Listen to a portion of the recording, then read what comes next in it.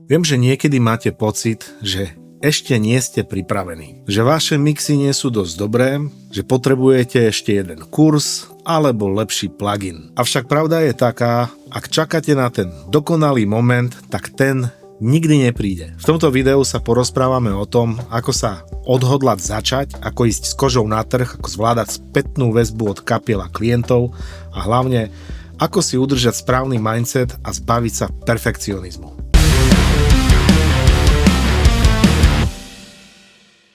Ak sa chcete naučiť, ako premeniť technické znalosti na sebavedomie pri práci s reálnymi ľuďmi, pozrite si môj mentoring na www.negativetunes.sk. Začať znamená prijať, že to nebude dokonalé. Všetky vaše prvé mixy sú len tréning a žiaden test, nič na ostro.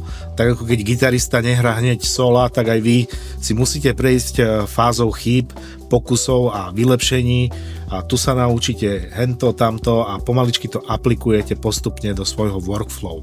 Určite nečakajte, kým sa budete cítiť pripravení. Proste začnite hneď s tým, čo máte, pretože každým projektom sa posúvate stále o trošku ďalej a ďalej. Ísť s kožou na trh. Zverejniť svoju prácu je celkom nepríjemné. Ukázať mix klientovi alebo hodiť na sociálne siete svoju vlastnú hudbu, prípadne točiť takéto videá a tváriť sa ako super zvukár, to spôsobuje stres. Takže bez toho sa to bohužiaľ nezaobíde. Pokiaľ sa bojíte hodnotenia kapiel alebo iných ľudí, v skutočnosti sa bojíte odmietnutia. Pokiaľ mixujete pre niekoho ako kapelu, ten samotný zvuk nie je o vás, ale o nich. Oni rozhodujú o tom, ako to má byť, ako to má znieť a podobne. Vy ste len nástroj, ktorý zaručí v tom celom reťazci, že sa dopracujete k nejakému výsledku. Čiže netreba to brať ako kritiku, tá kritika určite nie je útok, ale svojím spôsobom je to príležitosť na to, pre vás sa nejakým spôsobom zdokonaliť. Pripravte sa na to, že vaše ego bude úplne zdecimované, naučite sa veľa o sebe, určite sa aj naučite, pokiaľ vydržíte dostatočne dlho, zvládať takéto situácie a stanete sa aj lepším človekom. Pretože funguje to úplne jednoducho. Čím viac spätnej väzby dostanete, tým presnejšie viete, kam sa máte posúvať. V podstate sa dá povedať, že umenie sa rodí v konfrontácii s realitou a nie v tichu vášho štúdia, kde ste zavretí sám a nikto o vás nevie. Takže ako zvládať spätnú väzbu? Nie všetci klienti vám dajú konštruktívnu kritiku.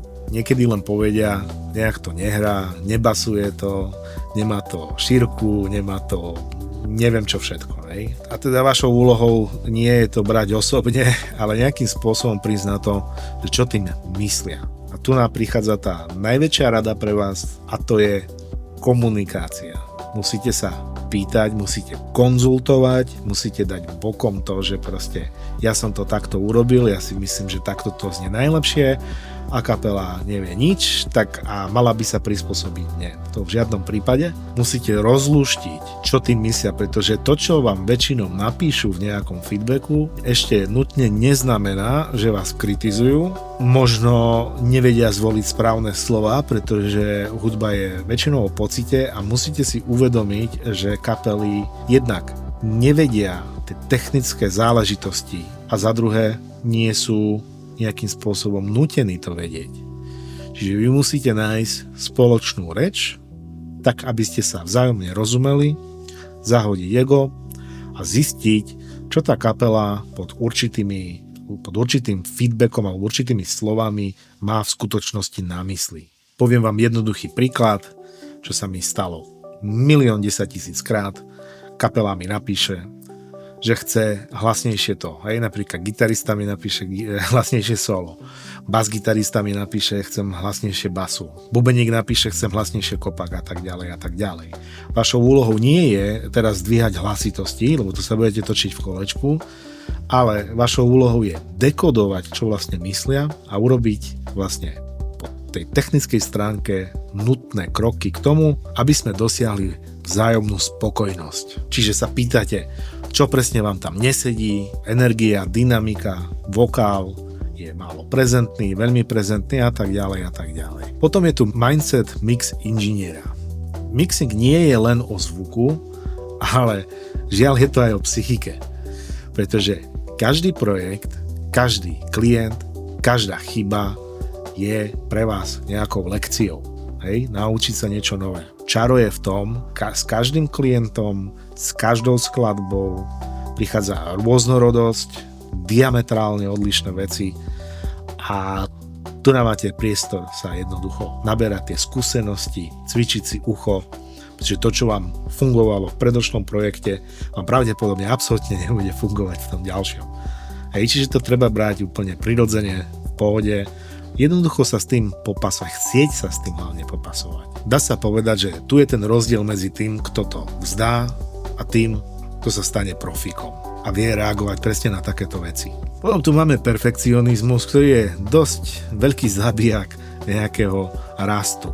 Sám som vinný, dlhé roky som bol perfekcionista, hrabal som sa v najmenších detailoch a človek sa veľmi ľahko zacykli a určite to poznáte všetci, ktorí sa venujete hudbe, či už skladaniu, alebo kľudne aj tomu domácemu mixu, povedzme. Ale aj profíci to majú, všetci to máme. Jednoducho hľadáme perfekcionizmus, hľadáme dokonalosť, hráme sa s rôznymi efektami, hráme sa s automatizáciami, urobíme 100 000 ekvalizačných zmien a tak sa zacyklíme a chodíme v kruhoch a nevieme dokončiť ten samotný mix. Je preto nutné nejakým spôsobom presvedčiť sám seba, že nič ako perfektný mix alebo perfektná práca, vôbec vo všeobecnosti nič perfektné v tomto svete bohužiaľ neexistuje. A paradoxne, keď je niečo perfektné, tak to ani nevieme oceniť, lebo v ľudskej natúre je nejakým spôsobom preferovať práve tú ľudskosť alebo tú takú nedokonalosť. Hej? V tom je to čaro, v tom je duša, v tom je tá taká kreativita. Preto pre vás taká rada, snažte sa robiť najlepšie, čo viete dnes, teraz, na základe vašich skúseností a znalostí. Pretože hotový mix, ktorý sa dostane k ľuďom, je vždycky lepší než ten dokonalý, ktorý zostane na vašom disku.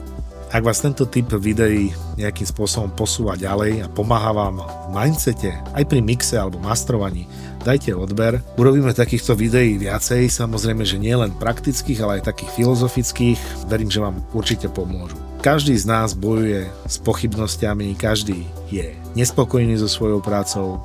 Ja to mám stále, tak ubezpečujem vás, že to mám pri každom jednom projekte, ktorý odo mňa odíde von. Ale čo je pre mňa najpodstatnejšie je to, keď samotná kapela povie, že s týmto sme spokojní, toto je finál a ja sa s tým proste zmierim, odošlem im to a tak nejak skôr môj mindset je ten, že si viacej užívam tú samotnú spoluprácu, že môžem byť súčasťou projektu a že vlastne som spoluúčinný na tom, aby vzniklo niečo pekné, čo tu vlastne ostáva de facto navždy. Hej? Či je to v digitálnej forme, alebo v takej tej fyzickej na platni, alebo na CD-čku, proste tá hudba tu ostáva. Čiže rada na záver, nebojte sa toho, nemusíte byť dokonalí. Aj tak ľudia väčšinou preferujú samotnú nedokonalosť. Zbytočne sa netrapte tým, že niečo dnes neviete. Kto vie, možno zajtra, pozajtra sa to dozviete a budete zase múdrejší a skúsenejší. Ja vám ďakujem pekne za pozornosť a majte sa pekne. Vidíme sa na budúce. Ahoj.